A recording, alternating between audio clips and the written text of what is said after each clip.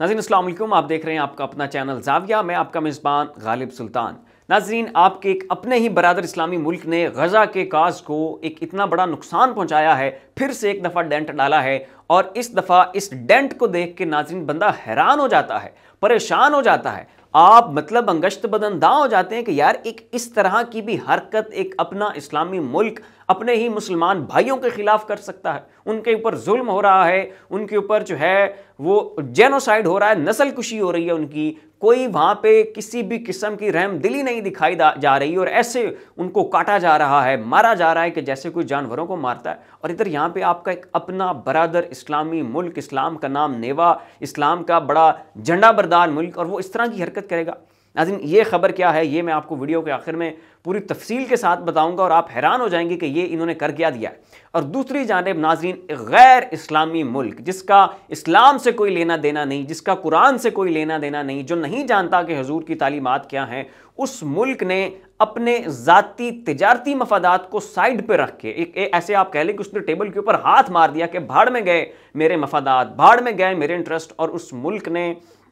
सिर्फ और सिर्फ ह्यूमैनिटेरियन ग्राउंड्स के ऊपर, इंसानियत की बुनियाद के ऊपर एक ऐसा कदम लिया है गजा के मुसलमानों के लिए, और उनके लिए एक ऐसी आवाज़ उठाई है कि इंसान नाज़रीन अशश कर उठता है। और सबसे बड़ी बात यह है कि ये आवाज़ जो है ये यूरोप से उठी है और ये आवाज़ इसराइल के अपने मरकज़ से उठी है। और ख़बर नाज़रीन ये है कि स्पेन की डेप्टी प्राइम मिनिस्टर खातून हैं, उन्होंने अलल ऐलान मीडिया पे आके ये बात करते हुए कहा है कि फल फोर जो है वो इसराइल के ऊपर आप आर्म्स एम्बार्गो लगाएं और आलमी सतह पे इनके ऊपर सैंक्शंस लगनी चाहिए। एक तो इनके ऊपर वैसे पाबंदियां लगाएं, तजारती पाबंदियां लगाएं, और फिर यह है कि पूरी दुनिया मिल के इसराइल को आर्म्स की जो सप्लाई है वो बंद करे, क्योंकि ये इन हथियारों का इस्तेमाल जो है वो गजा के निहत्ते बेकसूर मुसलमानों के ऊपर कर रहे हैं। वहां पे जेनोसाइड हो रहा है, नस्ल कुशी हो रही है, बड़ी एक गैर मुनसिफाना जंग लड़ी जा रही है। इसलिए जनाब सारे यूरोप मिल के हमारा जो स्पेन का मुल्क है ये काविशें करें और पूरी दुनिया को इस चीज़ के ऊपर कायल करें, पाबंद करें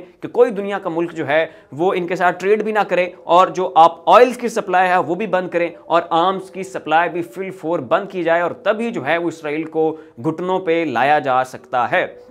अब एक तरफ नाज़रीन आपके अपने इस्लामी मुल्क सिर्फ लिप सर्विस दे रहे हैं, और दूसरी जानिब एक गैर इस्लामी मुल्क के जिसका ना तो लेना देना इस्लाम से है ना कुरान से है, और उसके बावजूद वो सिर्फ और सिर्फ इंसानियत की बुनियाद के ऊपर आके गजा के मुसलमानों के लिए आवाज़ उठा रहे हैं। इसी तरह का नाज़रीन एक एक्शन अब एक तुर्की ने भी लिया है, और तुर्की ने नाज़रीन ये किया है कि ये अब इंटरनेशनल क्रिमिनल कोर्ट में जाना चाहते हैं और वहाँ पर नेतन्याहू के खिलाफ ये एक केस करना चाहते हैं, क्योंकि ये जेनोसाइड कमिट कर रहा है और ये वार क्राइम्स कमिट कर रहा है। अब इसके बारे में खबर ये भी है कि ये डिसीजन जो है ये तुर्की की हुकूमत का नहीं है, तुर्की की गवर्नमेंट ने ये फैसला नहीं लिया, बल्कि तुर्की की ही कुछ मालदार शख्सियात, कुछ प्राइवेट एंटिटीज का ये डिसीजन है, और वो जाके नेतन्याहू को आईसीसी में, इंटरनेशनल क्रिमिनल कोर्ट में जो है वो वहां पे उसे कटहरे में खड़ा करना चाहते हैं। ये भी बड़ी खुशाइन सर्विस है, क्योंकि तुर्की भी जो है जितना कहता है उतना अमली तौर पर करता हुआ कुछ नजर नहीं आता, और ये फैसला भी बजाते खुद जो है वो तुर्की के प्राइवेट ग्रुप ने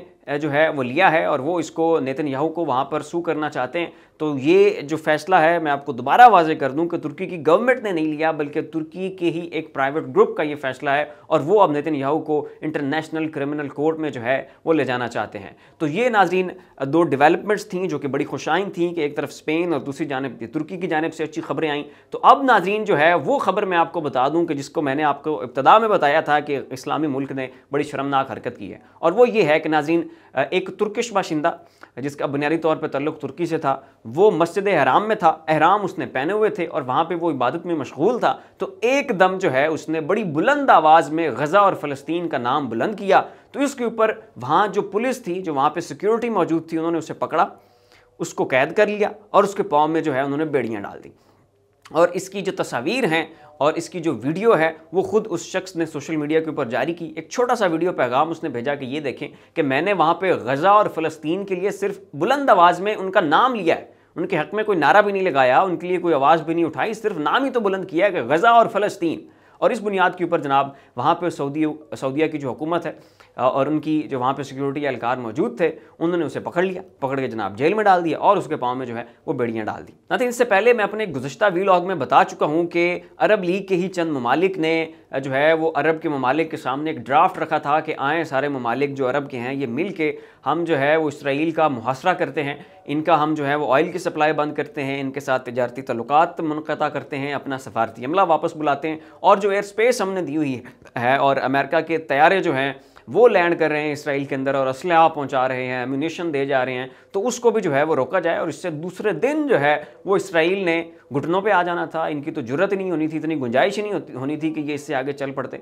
लेकिन इसको भी 4 इस्लामी ममालिक ने मिल के इस प्लान को जो है वो ख़राब कर दिया। उसमें टॉप पे जो आता है वो सऊदी अरब है, उसके बाद सऊदी मुत्तहिदा अरब अमारात है, उसके बाद मराकेश है और फिर नाज़रीन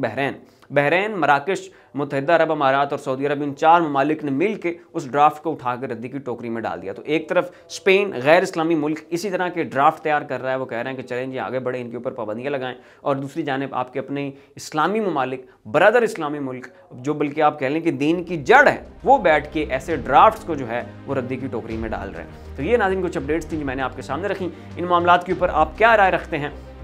उसका इज़हार नीचे कमेंट बॉक्स में ज़रूर कीजिएगा। फिलहाल के लिए इतना ही। अपना और अपने अज़ीज़ों क़ारिब का ख्याल रखिएगा। अल्लाह हाफ़िज़।